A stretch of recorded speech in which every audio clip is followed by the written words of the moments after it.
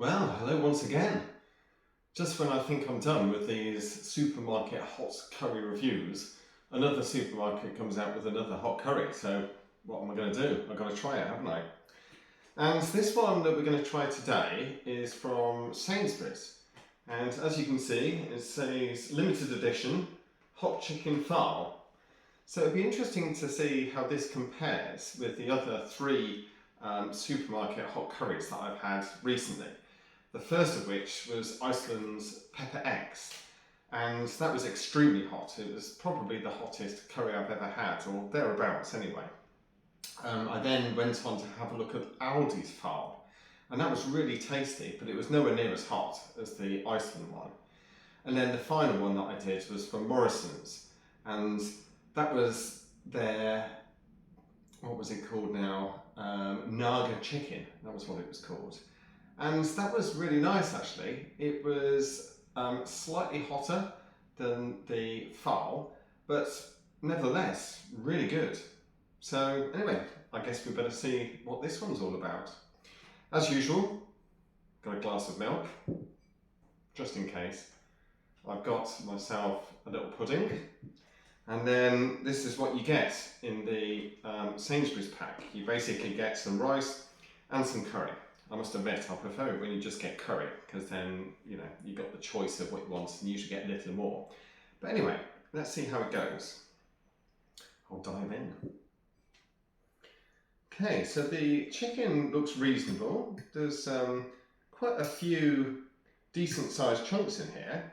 I don't know if it's quite as good as what we've seen elsewhere in terms of quantity, but vastly superior than the Iceland one, which was just those tiny little cubes of chicken, if you remember.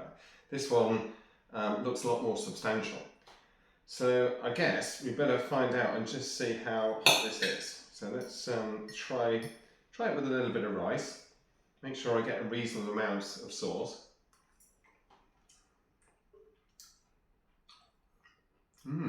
That's interesting. Interesting kind of quite smoky, peppery flavour to that. And it actually feels quite hot already. Okay.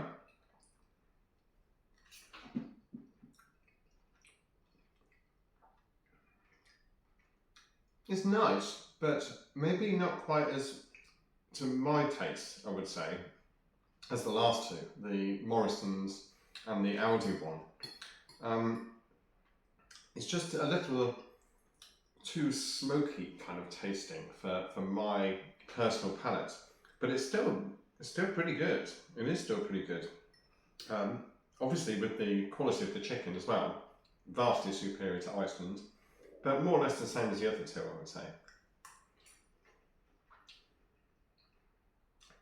Once again, it's always a little bit difficult at this fairly early stage to really say how hot it is in comparison with the others. It seems maybe a little bit on the higher end, but things will become clear. So I think what I'll do, as I've done before, is I'll have a bit of a break at this point, and then I'll bring you back halfway through so we can really get to grips with what this is doing. Okay, I'll see you in a second. Okay, so I'm back again, halfway through. Still a little bit to go, but getting down quite well. Not had to touch the milk, as you can see. So, as you might imagine, that means that even at this stage, when you've got a good grip of how hot a curry is, it's nowhere near as hot as Iceland's PepperX. I would say that it's difficult to remember because it's been about a week since I did this last, but my guess is that it's probably similar to the Naga from Morrison's, in that it's probably a little bit hotter than the Aldi one, which interestingly I think was only a really short offer there. I don't think you can buy it anymore, which is a shame because it's a really nice tasting dish, and it was quite cheap as well. I'll have to go back, but luckily I bought 3, so got some in the freezer ready for the future. Anyway, what I'm going to do is I'm going to finish this off, and then as usual do a bit of a wrap up at the end and give you my final thoughts. But so far so good. I'll see you in a sec. Okay, so here we are. Nice clean plate, no milk touched. I guess that's pretty obvious now that it's not a hugely hot curry. It's spicy enough, it's tasty enough as well, although I have to say, out of the 3 that I've had lately, which is this one, the Morrison's Naga one, and the Aldi Phal, I think this is probably my least favourite of the 3. The other 2 are a little bit nicer. The PepperX one really is just a different experience, to be fair. It's something that you would go into thinking, I'm going to have an interesting experience here, eating this super hot curry, and you basically get that. It's definitely worth doing just for the experience. This one, there's nothing particularly special about it. The flavour, for me, is probably the worst out of the bunch. PepperX one may be excluded from that. But the sauce is good in the PepperX one. So I would say that if you can't get the Aldi one, then probably the next best thing is to go to Morrison's and see if you can find their Naga chicken, because that is actually really good. And hopefully it will be on sale for a little bit longer.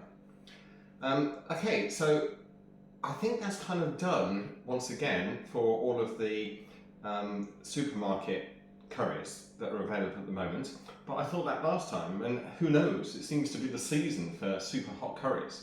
Who knows what's going to happen next? We're kind of running out of supermarkets. Maybe Tesco or Waitrose or someone will do something, but who knows? I'll keep my eye out anyway. But what I might do, actually, I was just thinking about this in the week. I thought that maybe after having this, I'm going to go to a local curry house and get a takeaway of a phal.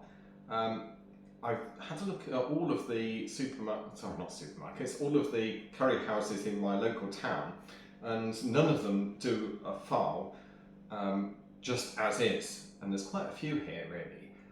So I'm going to see if I can source one, or at least get a curry house locally to make me one, hopefully authentic, and then we'll see how that compares, a true phal with the supermarket variety, and see whether it's hotter than the PepperX or what have you. But it should be an interesting experience. Okay, well, until next time, this is Mike saying au revoir.